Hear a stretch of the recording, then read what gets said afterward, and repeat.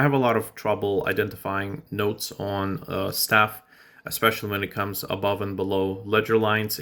I keep counting from the notes that I know. It just takes me forever. So I'm trying to put together a very minimal training routine, training applet. It's quite literally just a web page. This is the second in the series of training apps I'm trying to organize. And it's basically just asking you to provide what the note is. So this one would be C. This one would be giant angry bear. So that would be B. C again. Okay. Every good. So G, etc., etc. Now this design is very vertical, so it's actually supposed to also run well in the like a phone orientation. Try to go over the feature set within the 3 minutes I have here. So you essentially select which ranges you want to learn notation in. For example, if you do treble and bass, it is going to generate a note in either treble clef or the bass clef, and your job is to identify which note this is. Random mode is supposed to be for those who have already more or less learned to identify the notes, but they need more training to get faster at it. So the feature is there. Now, there's 3 modes to this applet.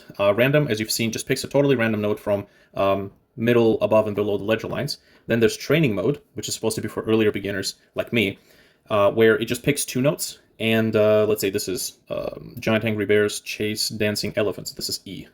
Okay, this is F. E, F, so you can see it's switching between just the 2 notes.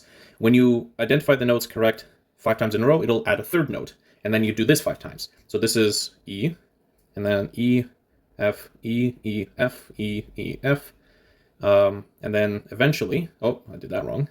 But you see, that's actually an issue, because instead of identifying the notes, eventually you just learn the pattern, and then you start just pressing the buttons that are supposed to be next in the pattern instead of actively identifying the notes.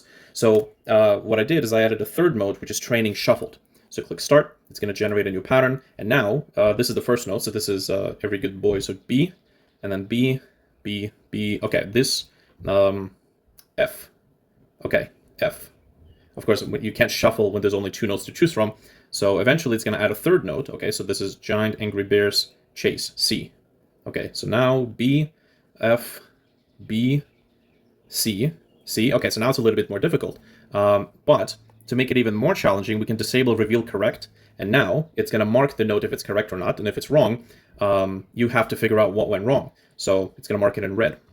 You could, of course, just make it reveal the incorrect notes, so it still tells you what the incorrect note was, and there you go. So let me know if there's any other features that you think might be good to add to something like this.